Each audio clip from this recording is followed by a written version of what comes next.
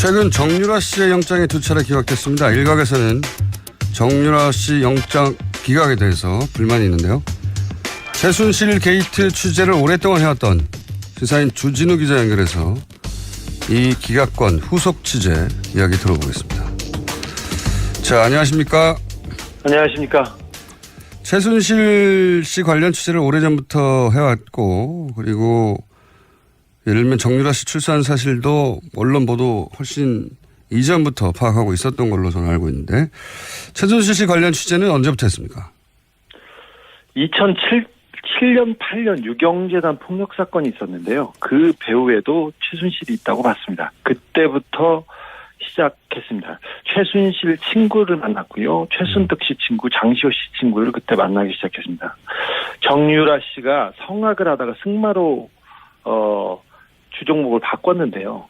그때 봤습니다. 그래서 남자친구를 만나서 가출했을 때 그 주변에서 지켜보기 시작했습니다.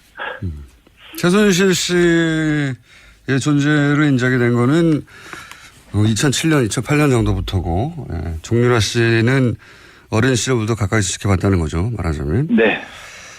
자, 그런데 이제 정유라 씨의 존재는 이제 최근에 언론에 알려지게 되면서, 최근 언론 보도는 이제 정유라 씨가 사실, 이 게이트 관련 사실관계에 대해서는 거의 모르고 어리숙하고, 그런 식으로 알려져 왔어요. 가까이서 취재해서 오랫동안 지켜본 정유라 씨는 어떤 사람인가요? 천방지축의 자기 멋대로입니다. 그래서 엄마와 욕설을 해가면서 싸우기도 할 정도니까 좀 상식에선 벗어나는 친구죠. 왕따였고요, 학교 다닐 때. 공부는 못했어요. 그리고 얼굴 컴플렉스가 하도 심해서 고등학교 때부터 큰 성형수술을 받을 정도였습니다. 엄마하고 싸워가면서. 그런데 머리는 아주 영악하다고 봅니다. 특별히 최근에 법적인 대비는 매우 잘 돼 있었습니다. 거짓말과 묵비권으로 검찰을 거의 무력화시켜가지고 거의 완벽한 대답을 내놨어요. 특별히 이재용 그 삼성 부회장 구속영장 기각에 대해서 정유라 씨가 직접 편지를 써서 기각 사유를 물어봅니다. 그래서 기각 사유가 코어 스포츠하고 관련됐으면 좋겠다고 그 자료를 모을 정도로 영화 준비가 돼 있었고요. 그리고 말 관련된 게 발각될까봐, 검찰에 발각될까봐 말을 블라디미르로 바꾸라고 말 세탁을 조언하고 직접 지시한 사람도 정유라 씨였습니다. 아, 그래요? 우리 언론에 말 세탁으로 알려진 내용이 정유라 씨의 아이디어에 시작된 겁니까? 네네. 정유라의 작품입니다. 어허. 자, 그렇다면 이번에 검찰이 정유라 씨 영장을 2번을 청구했었는데 그 영장 청구에 영장에 기재된 내용이 뭡니까? 가장 중요한 부분은 그 이대 부정입 시와 관련된 업무 방해가 컸고요. 그다음에 네. 범죄 수익을 은닉했다. 도피 자금을 썼던 부분이 추가돼 있었습니다. 범죄 그 수익을 은닉한 혐의는 작았고요. 업무 방해가 좀 컸는데 그게 업무 방해, 그 공무원들의 공무 집행을 방해했다는 그런 혐의였습니다. 최근에 이제 1심 판결이 공법으로 났으니까 네. 재청구의 가능성이 조금 생긴 것 같긴 한데 그런데 이제 그렇습니다. 이번에 영장을 기각하신 그 판사가 고영태 씨는 영장을 발부를 했어요. 그래서 네네. 비교하기가 좋을 것 같아서 고영태 씨의 발부 그리고 정유라 씨의 기각 이걸 딱 같은 선상에 놓고 비교하기가 좋을 것 같아서 제가 이제 이 사례를 여쭤보는데 고영태 씨가 영장이 발부됐었는데 그때 같은 판사가 영장을 발부한 사유는 뭐였습니까? 그때는 알선수재였습니다. 그러니까 인천 세관의 어떤 직원의 승진을 도와줬다는 이유로 다른 사람한테 돈을 받아요. 그 승진한 사람한테 받은 게 아니라. 그리고 그 돈을 받아서 최순실과 박근혜 대통령한테 영향을 미쳤다는 알선수재예요. 그게 그 사건이. 그러니까 고영태 씨가 승진을 도와준 사람이 아니라 승진을 도와준 사람 아닌 다른 사람에게 돈을 받아서 그 돈을 받은 것으로 최순실 씨와 박근혜 전 대통령의 인사에 영향을 미쳤다. 이게 혐의예요? 네, 그렇습니다. 굉장히 복잡하죠. 그런데 이 사건 관련자 5명, 6명 가운데 처벌받은 사람은 고영태뿐입니다. 그런데 이 알선수재는 무죄 가능성이 크고요. 유죄가 나와도 집행유예 사안입니다. 그리고 다른 건 같은 경우는 경찰에서 이미 수사해서 무혐의한 거를 함께 기소했습니다. 그런데 발부된 사연은 뭡니까 그러면? 가장 중요한 부분은 그 증거인멸, 도주 우려와 증거인멸 우려가 있다는 건데요. 고영태는 검찰 수사를 도운 인물입니다. 30번 이상 검찰이 불렀을 때 가서 수사를 도왔고요. 주말에 전화를 몇 통 안 받았다고 구속영장이 청구됐어요.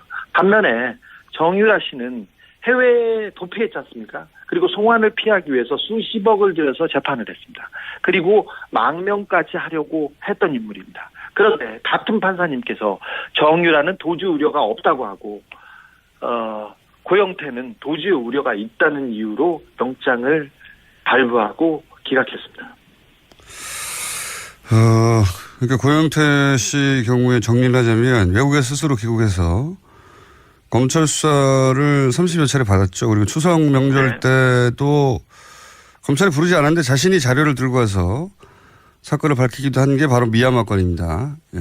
네. 그리고 도주 우려라고 하는데 이제 휴일 날 몇 시간 정도 연락이 안 됐다. 이런 사연인 거죠. 예. 예. 그런데 도주 우려로 구속영장이 발부됐고 정유라 씨 같은 경우에는 직접 2억 원 이상 뇌물로 생각되는 범죄 수익을 수령한 거 아니겠어요? 그리고 그렇죠. 20억이죠 최소.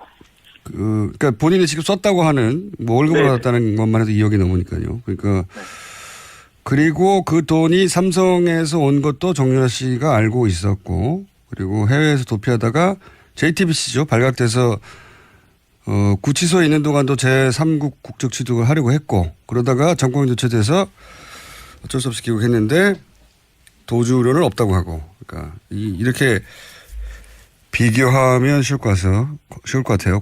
고영태 씨와 정유라 씨가 한 사람은 왜 구속되고 한 사람은 왜 기각됐냐 형평에 맞지 않느냐 이런 의문을 가질 수 있는데 그럼 정유라 씨 영장이 두 번째 청구됐을 때 발부될 거라고 예상했었습니까?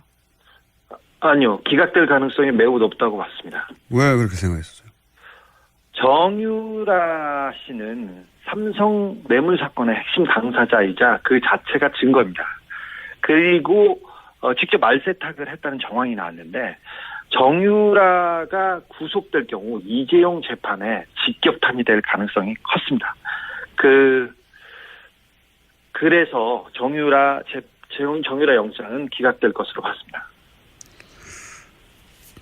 그렇다고 삼성이 관련됐다고 해서 무조건 기각되는 건 아니잖아요. 이번에 국정농단 사건을 자세히 이렇게 들여다보면 삼성 관련 영장은 계속 기각되고 있습니다. 그리고 예를 들어서 이번에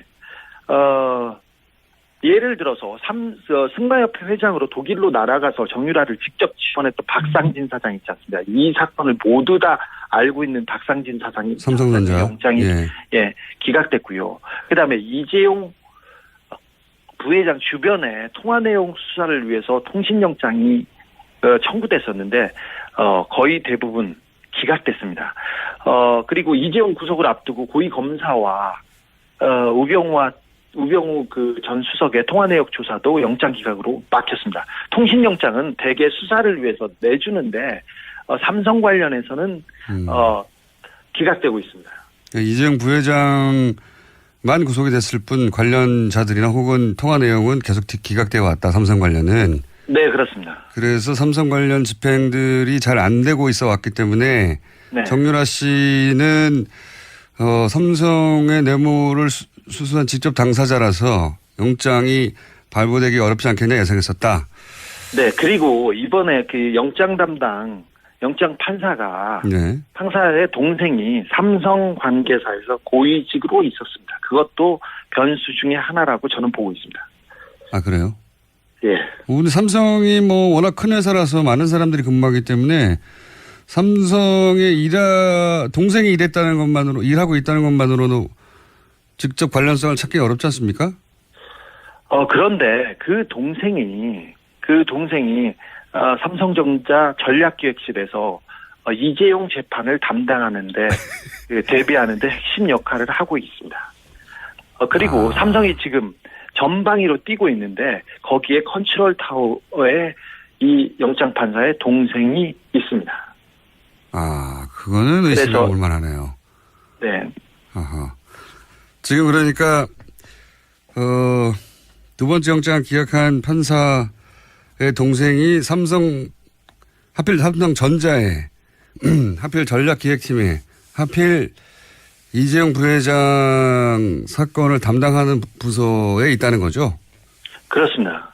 그래서 이재용 재판, 그러니까 삼성 재판의 핵심 당사자를 삼성과 관련 있는 사람의 형이 판결을 한다, 재판을 한다, 이게 좀 이해가 되지 않는데 그래서 공보판사 법원에 물어봤습니다. 그런데 워낙 광범위한 사건이고 그렇게 또 영향을 미치거나 그러진 않을 거라고 이렇게 원론적인 대답을 내놓았습니다.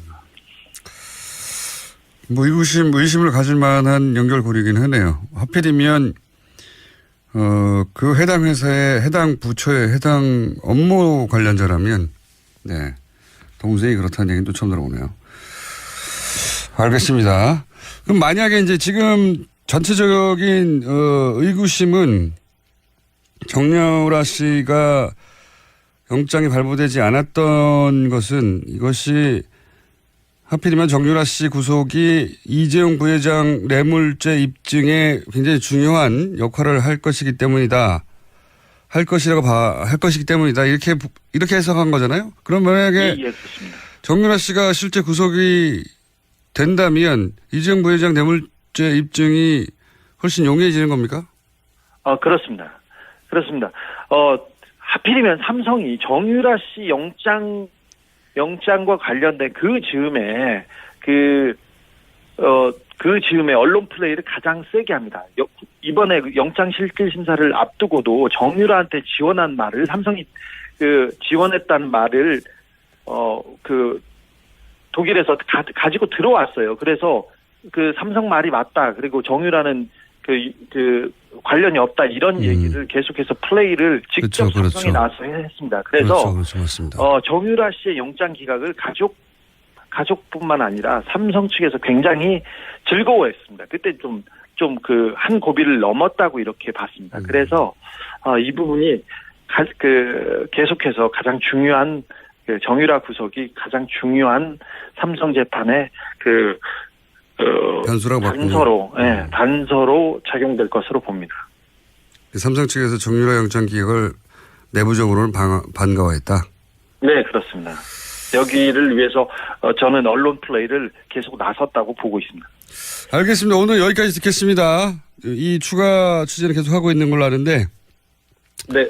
조만간 다시 한번 연결하겠습니다. 오늘 말씀 감사합니다. 네. 지금까지 시사인의 주진우 기자였습니다. JTBC죠. 발각돼서 구치소에 있는 동안도 제3국 국적 취득을 하려고 했고 그러다가 정권이 교체돼서 어쩔 수 없이 귀국했는데 도주 우려는 없다고 하고 그러니까 이렇게 비교하면 쉬울 것 같아요. 고영태 씨와 정유라 씨가 한 사람은 왜 구속되고 한 사람은 왜 기각됐냐 형평에 맞지 않느냐 이런 의문을 가질 수 있는데 그럼 정유라 씨 영장이 두 번째 청구됐을 때 발부될 거라고 예상했었습니까? 아니요. 기각될 가능성이 매우 높다고 봤습니다. 왜 그렇게 생각했었어요? 정유라 씨는 삼성 뇌물 사건의 핵심 당사자이자 그 자체가 증거입니다.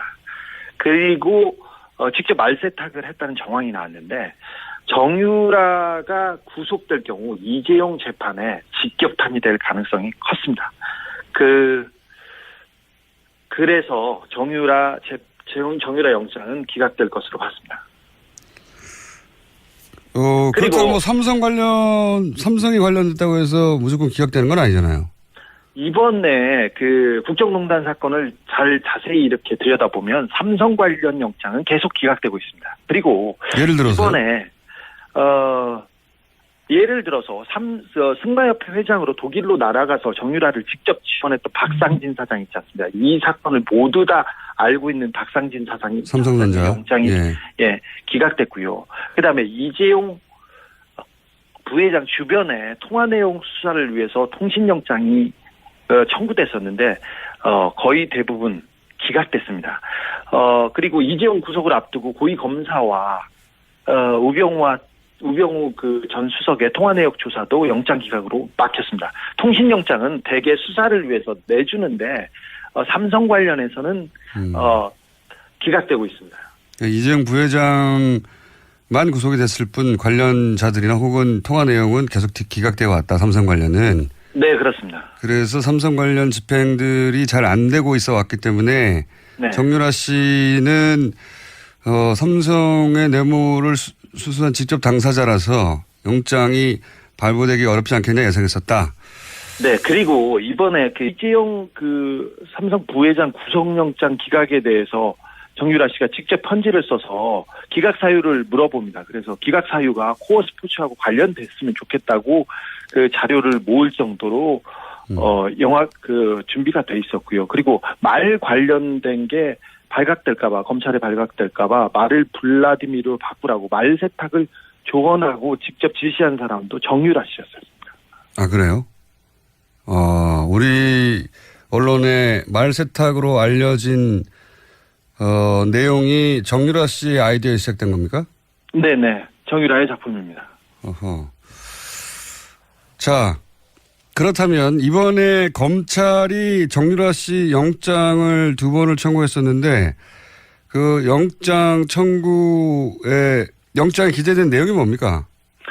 가장 중요한 부분은 그 이대 부정입시와 관련된 업무 방해가 컸고요. 그다음에 네. 범죄 수익을 은닉했다.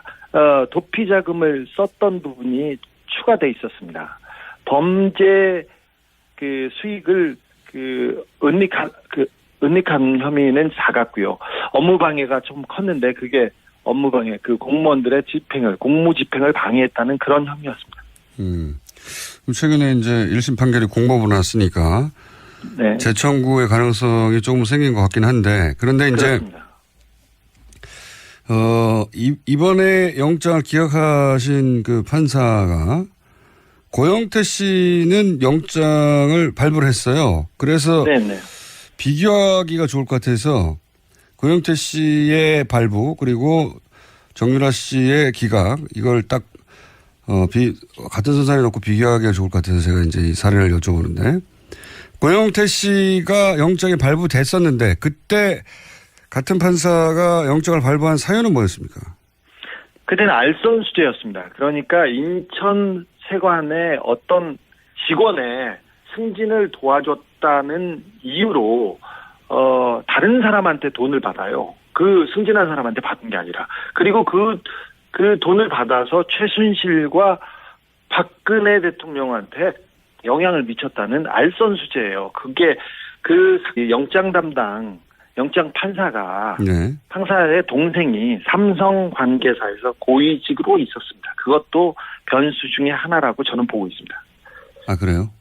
예. 근데 삼성이 뭐 워낙 큰 회사라서 많은 사람들이 근무하기 때문에 삼성의 동생이 일하고 있다는 것만으로도 직접 관련성을 찾기 어렵지 않습니까? 그런데 그 동생이 삼성전자 전략기획실에서 이재용 재판을 담당하는데 대비하는데 핵심 역할을 하고 있습니다. 그리고 삼성이 지금 전방위로 뛰고 있는데 거기에 컨트롤 타워에 이 영장 판사의 동생이 있습니다. 그거는 의심해 볼 만하네요. 네. 아하. 지금 그러니까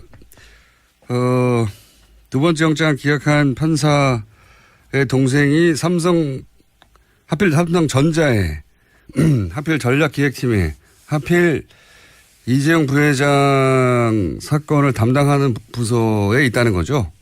그렇습니다. 그래서 이재용 재판, 그러니까 삼성 재판의 핵심 당사자를 삼성과 관련 있는 사람의 형이 판결을 한다, 재판을 한다, 이게 좀 이해가 되지 않는데 그래서 그 공보판사 그 법원에 물어봤습니다. 그런데 워낙 광범위한 사건이고 그렇게 또 영향을 미치거나 그러지는 않을 거라고 이렇게 원론적인 대답을 내놓았습니다. 뭐 의심을 가질 만한 연결고리긴 하네요. 하필이면 그 해당 회사의 해당 부처의 해당 업무 관련자라면 네 동생이 그렇다는 얘기는 또 처음 들어오네요. 알겠습니다. 그럼 만약에 이제 지금 전체적인 의구심은 정유라 씨가 영장이 발부되지 않았던 것은 이것이 하필이면 정유라 씨 구속이 이재용 부회장 뇌물죄 입증에 굉장히 중요한 역할을 할 것이기 때문이다. 할 것이기 때문이다. 이렇게 해석한 거잖아요. 그럼 만약에 예, 그렇습니다. 정유라 씨가 실제 건이 그러니까 고영태 씨가 승진을 도와준 사람이 아니라 승진을 도와준 사람 아닌 다른 사람에게 돈을 받아서 그 돈을 받은 것으로 최순실 씨와 박근혜 전 대통령의 인사에 영향을 미쳤다. 이게 혐의예요? 네, 그렇습니다. 굉장히 복잡하죠. 그런데 이 사건 관련자 5명, 6명 가운데 처벌받은 사람은 고영태뿐입니다. 그런데 이 알선수재는 무죄 가능성이 크고요. 유죄가 나와도 집행유예 사안입니다. 그리고 다른 건 같은 경우는 경찰에서 이미 수사해서 무혐의한 거를 함께 기소했습니다.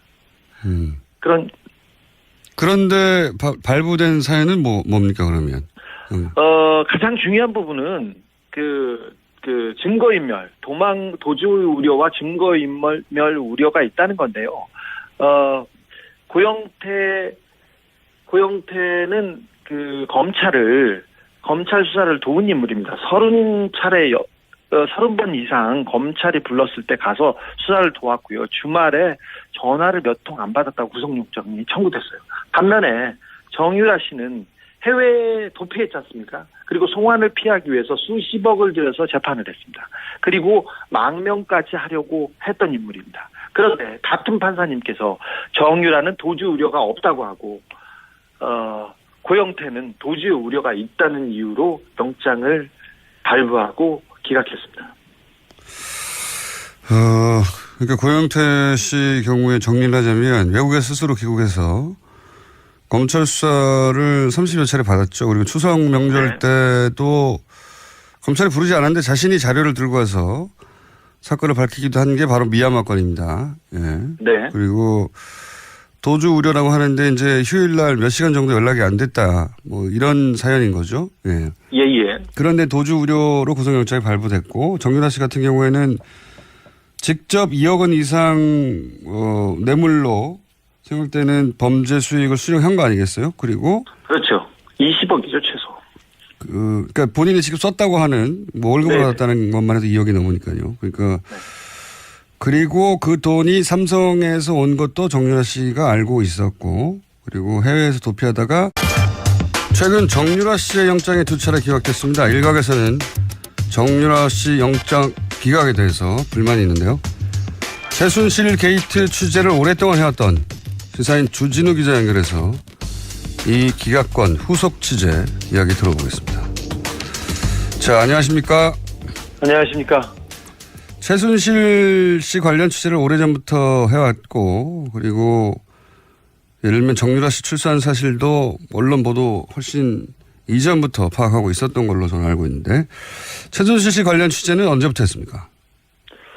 2007년 8년 유경재단 폭력 사건이 있었는데요. 그 배후에도 최순실이 있다고 봤습니다. 그때부터 시작했습니다. 최순실 친구를 만났고요. 최순득 씨 친구, 장시호 씨 친구를 그때 만나기 시작했습니다. 정유라 씨가 성악을 하다가 승마로 주종목을 바꿨는데요. 그때 봤습니다. 그래서 남자친구를 만나서 가출했을 때 그 주변에서 지켜보기 시작했습니다. 최순실 씨의 존재를 인정이 된 거는 2007년, 2008년 정도부터고 정유라 씨는 어린 시절부터 가까이서 지켜봤다는 거죠. 말하자면. 네.